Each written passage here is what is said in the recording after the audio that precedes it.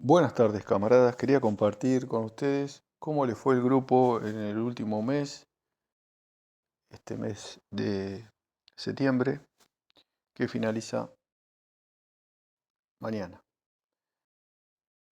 Hace un minuto está esta publicación, La Reta, cada día te pareces más a la hija de Remil Yutas de Patricia Bullrich. Recordemos que en el sector de la burguesía más reaccionaria, en Argentina la expresión política se llama Juntos por el Cambio, una coalición de partidos derechistas. Teníamos dos sectores a los cuales vulgarmente se les hace referencia como los halcones y las palomas, ¿no? El halcón principal es esta bestia con forma humana llamada Patricia Bullrich,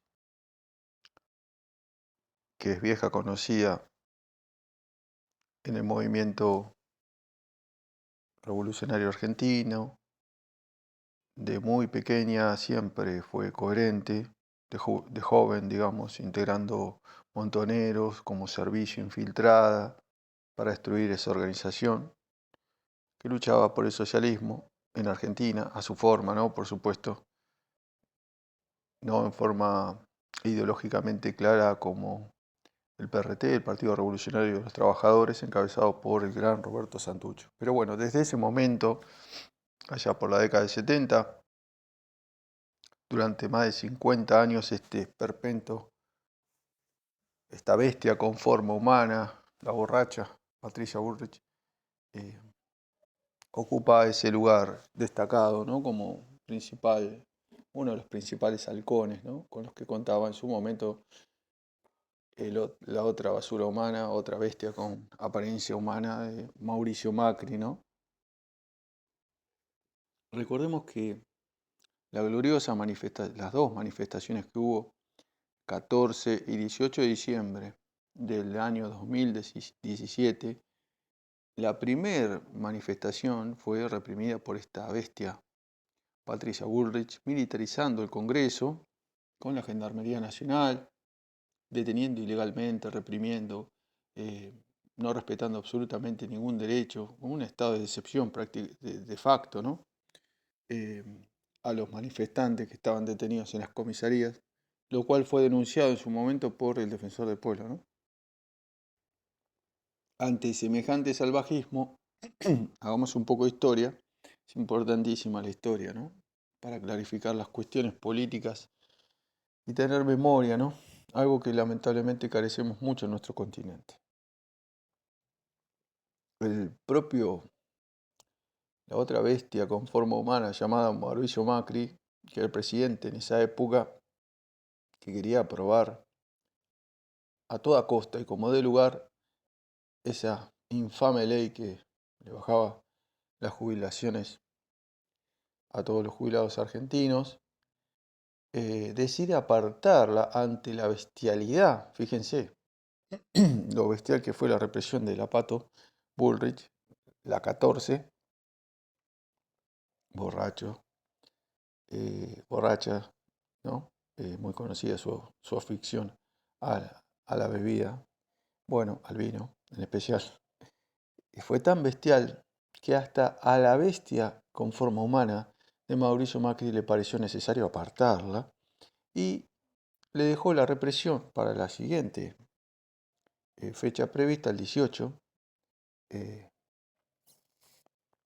de diciembre, a el que era jefe de gobierno en ese momento, Larreta, que dentro de esta coalición de partidos, en especial, bueno, dentro del PRO, que es el partido tanto de Mauricio Macri, de Bullrich y de Larreta, el señor, este último mencionado, Larreta, ocupaba el lugar de la paloma, es decir, más conciliador, menos violento, más cercano, digamos, a lo que sería el kirchnerismo, ¿no? Que es la otra fracción de la burguesía proimperialista argentina que apuesta como método principal para enfrentar a la revolución el método de la zanahoria, ¿no? De las migajas, de darle beneficios al proletariado y en segunda instancia la represión. Bueno, esa política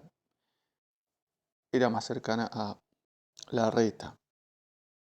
Sin embargo, cada día te pareces más a la hija de Remil Yuta de Patricia Bullrich, por esto que quería compartir también, compartir otro miembro del grupo, la lucha de las y los estudiantes en las escuelas va mucho más allá de las viandas y las condiciones edilicias.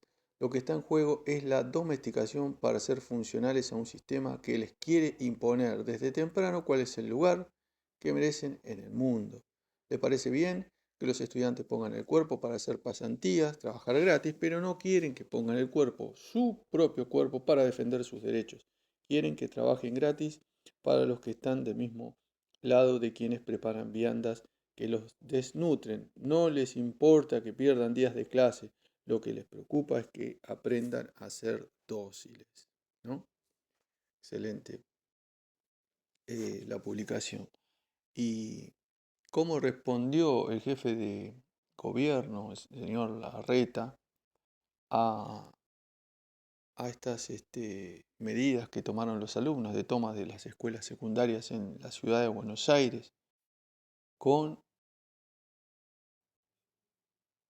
medidas del tipo judicial, ¿no?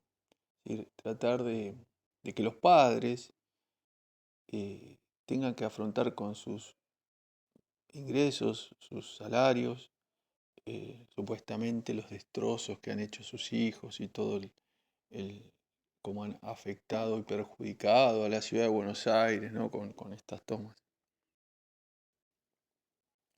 Em, Realmente lamentable este señor, y cada vez cuesta más diferenciar, ¿no? Dentro del PRO lo que son los halcones y las palomas, porque siempre apuestan a la represión, sea directa, violenta, como Patricia Bullrich, metiendo bala, como le gusta decir a Spert, que no forma parte del PRO, pero anda muy cerca, y Larreta con el tema de la persecución judicial, el lawfare, porque es una campaña dirigida desde primero una condena social de los medios eh, de desinformación, a los cuales compra Larreta con publicidad pagada por el gobierno de la ciudad a través de todos los negociados y chanchullos que cajas inmobiliarias, la otra caja que tiene del acarreo de automóviles, etcétera, y tantos kiosquitos que tiene Larreta, con eso compra a los medios para que dirijan su campaña de condena social en este caso, a los estudiantes, y luego la persecución ya de los tribunales, ¿no? El lawfare, que a los kirchneristas le parece muy mal cuando va dirigido contra su jefa, Cristina de Fernández de Kirchner, pero les parece, no dicen absolutamente nada o no le dan importancia o trascendencia cuando va dirigido contra miles de estudiantes y sus padres, ¿no? Bueno, los invito a todos a sumarse, hay muchas publicaciones, este mes ha sido muy bueno realmente, publicaciones de mucha calidad, en especial quería comentar otra que, bueno, que tiene que ver con el crecimiento del fascismo. Habida cuenta del crecimiento del fascismo en el mundo y hacia el triunfo electoral en Italia, renovamos nuestro propósito de libertad y socialismo en las palabras de Buenaventura Durruti: salud y libertad. Al fascismo no se lo discute, se lo destruye. Esto viene a colación de eh, esta publicación, excelente análisis que comparte otro camarada del grupo, de la revista Jacobin, edición latinoamericana. La extrema derecha vino para quedarse. Y en especial me pareció necesario aclarar que con respecto a la publicación que compartieron, que negaba la naturaleza fascista de Bolsonaro, Trump, Kass, Milei, etcétera, ¿no les parece demasiado intelectual y poco práctica? Realmente estuve viendo en detalle la publicación eh, esta realmente está muy buena. Acá la pueden ver. De Esteban Forti, ¿no? Pero realmente lo que no me gustó es el tema de que, lo digo acá, lo que sí es lo que más me llamó la atención. El escritor dice que no es fascismo. Discrepo. Como planteó Hegel, no importa lo que son, sino lo que quieren ser. Ahora bien, yo creo que lo que hay hoy en día en este tipo de personas y movimientos no es fascismo, dice el autor, este muchacho que mencioné recién, ¿no? En la revista Jacobin. Pero atención, y esto es una premisa fundamental, decir que Trump o Bolsonaro no son fascistas no quiere decir que no sean peligrosos para las democracias liberales y para el sistema democrático. Yo creo, y no soy el único, desde luego que las extremas derechas son hoy en día la mayor amenaza a las democracias liberales, pero también creo que son algo distinto al fascismo, a pesar de que puedan tener elementos de continuidad que en algunos casos resultan evidentes. Básicamente, el requisito que no ve el autor que tienen estos movimientos es la movilización de masas con la cual contaban los partidos fascistas. Pero, como dice muy bien el comentario anterior, este, em, no importa lo que son, es decir, no han logrado movilizar masas de la pequeña burguesía o capas del proletariado, como sí lo hizo Mussolini, el Duce o Hitler, ¿no? Pero eso no implica que eventualmente en el futuro puedan articular movilizaciones de masas. Lo que sucede es que, como apuntan muchos politólogos, por ejemplo, el último libro de Durán Barba comenta, ¿no? Que en las sociedades occidentales, la participación, bueno, política, no solo él, sino bueno, toda la gente que está metida en el tema político sabe que ha decaído muchísimo lo que es la, las afiliaciones políticas, el activismo político, y que muy pocas causas pueden lograr movilizar a las masas. Entonces, lógicamente que en ese contexto de desmovilización de las masas, le resulte difícil a estas figuras lograr la movilización. Es simplemente eso. Es decir, es lo que sería neofascismo, es el nuevo fascismo adecuado a las condiciones políticas del siglo XXI, ¿no? La política no entusiasma a las masas. Las masas se movilizan más bien por reivindicaciones económicas, sociales, como por ejemplo nosotros podemos constatar en nuestro continente el- tras la manifestación que mencioné al principio, del 2017 en Argentina, 2019 en Chile, Ecuador, Colombia, ¿no? Es decir, hay una fuerte efervescencia de las masas, pero con la idea de frenar el deterioro, eh, la miseria a la cual las políticas burguesas proimperialistas en nuestro continente la van constantemente eh, empujando, ¿no? La característica común de esas movilizaciones fue frenar un aumento del metro, en subte, que le decimos en Argentina, en Chile, aumento del combustible en Ecuador y un paquetazo de impuestos para pagar la deuda impagable en Colombia, ¿no? Pero bueno, comparten su anticomunismo rabioso en Argentina, por ejemplo, acá se ve como el principal exponente Milei, ¿no? Con sus epítetos zurdo de mierda, de calificaciones agresivas, que era lo que decía la dictadura genocida en la década del 70, ¿no? El grito de guerra, antes de hacer desaparecer, o asesinar, torturar al militante revolucionario en esa época. Ellos retoman esa tradición fuertemente anticomunista, que es una de las características fundamentales del fascismo. En Argentina, por ejemplo, lo que es este sector libertario, que originalmente, digamos, en Argentina no existe una tradición libertaria como en Estados Unidos, sino más bien liberal. Como apunta muy bien Maslatón, que es un dirigente de ese espacio, pero del tipo democrático, no fascista, en Argentina el 90% de los liberales siempre fueron filofascistas.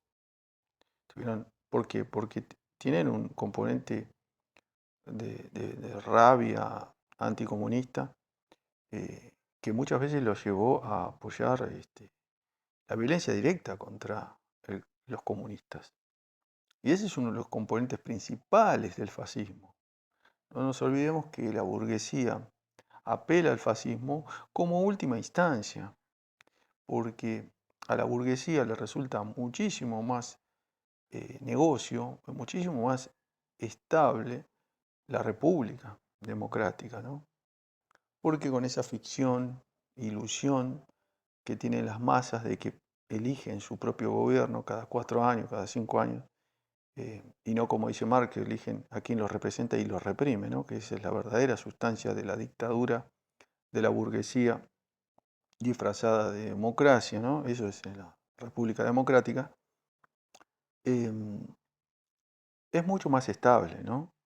De hecho, están muy preocupados los liberales en todo el mundo y estos sectores de la burguesía, tanto liberal como más reaccionaria, como decía en Argentina, Juntos por el Cambio, por ejemplo, o en Brasil, eh, el candidato que ahora va como vicepresidente de Lula, este, que gobernaron tanto contra las masas que la última elección sacaron el 5% de los votos. Es decir, ante ese franco retroceso de esa, digamos, derecha democrática, digamos, o no tan brutal, se levantó el Bolsonaro en Brasil, ¿no? Es decir, cuando las masas no compran, no votan a esas fracciones de Juntos por el Cambio, el sector este que mencionan en Brasil,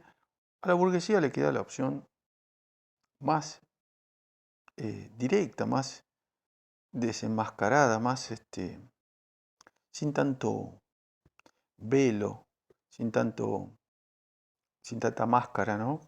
Y apelan a las fórmulas fascistas, ¿no? Cast, Bolsonaro, Trump. Y bueno, decía, ese grupo practica la violencia como método principal de dominación. Y que no lo hagan es decir, que en Brasil, por ejemplo, ahora, la última noticia, están deteniendo y asesinando muchos candidatos del PT. No van lo hacen por supuesto en una forma más larvada, pero lo pueden llegar a incrementar muchísimo en el futuro. Y eso es lo que nos enseñó el maestro Hegel, como decía en la publicación. Hegel nos enseñó que no importa es decir, no es que no importa, sino que para definir la naturaleza de algo hay que ver hacia dónde va ese algo, qué quiere ser.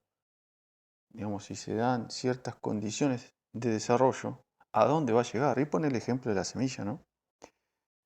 Un árbol, una semilla es un árbol, decía Hegel. Y eso es contraintuitivo, tiene poco de sentido común. Cuando uno ve una semilla, ¿no? Sin embargo, una semilla es árbol en potencia. Y eso es lo que nosotros tenemos que ver. Si esa semilla logra las condiciones adecuadas para su normal crecimiento, o sea, el sol, la luz del sol, agua y una tierra con vitaminas y minerales, se va a transformar con el tiempo en un árbol. Y esos son, como se decía en el siglo XX, ¿no? El huevo de la serpiente. Esta gente es el huevo de la serpiente. No ha llegado a ser serpiente porque todavía no están dadas las condiciones que no le permiten crecer. Pero debemos estar muy atentos y no subestimarlo. Bueno, camaradas, los invito a todos a que se sumen al grupo. Lo último quería recordar, la publicación se hace así, porque mucha gente no puede entender cómo es cuando empiezan a publicar. Aprietan acá publicar de forma anónima, le va a aparecer esto, quiere publicar de forma anónima, y ahí ven que aparece, me saca Martín Guevara, aparece participante del grupo. Esta es la forma que tienen que publicar para que la publicación sea aprobada. Y quería por último mostrarles que ya, bueno, cuando ingresan al grupo, yo inmediatamente le activo la preaprobación de publicaciones para que no tenga ningún filtro, pero que Facebook pone un mes de tiempo que tiene que permanecer en el grupo antes que esto sea operativo. Acá que están los camaradas que todavía le queda un tiempito, recién, por ejemplo, el 10 de octubre, el camarada del muro de José Coquito Agali va a aprobarse, ¿no? Y así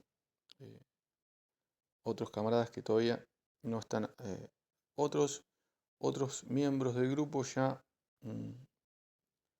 están los que le falta, pero hay otros que ya, ¿no? Toda esta gente, como ingresaron hace un mes, le falta la preaprobación, pero mañana mismo, en algunos casos, pasado mañana, ya va a quedar operativo. Bueno, camaradas, los espero en el grupo.